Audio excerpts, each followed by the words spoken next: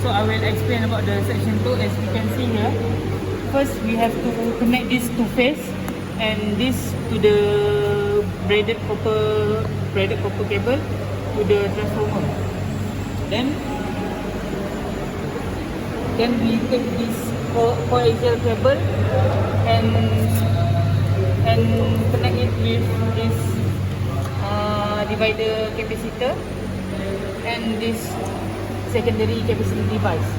So as the connection are here. So as we can see, here are the connection. So here are the labeling. So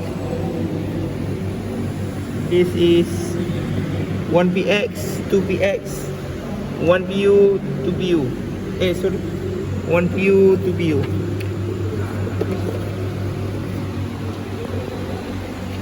So here are the grounding. Okay. So the connection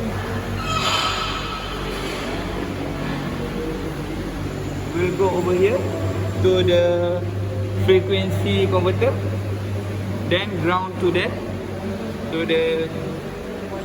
transformer, and then the connection will continue to capacitor, yeah, then to secondary part, and then that's all.